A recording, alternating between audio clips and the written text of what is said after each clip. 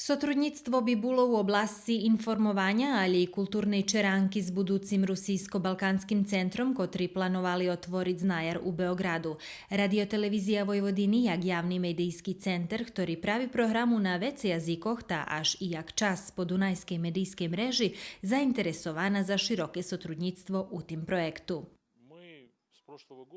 Prešlого roku sme odlučili u Beogradze napraviti z njevladovu organizaciju Rusijsko-Balkanski centar, čiji snovatelj Institut za dijasporu i integracije u Moskvi, a ktorý má filijali u drugih žemoh i ktorý še za njima s pitanjami naših graždanov u inozemstve.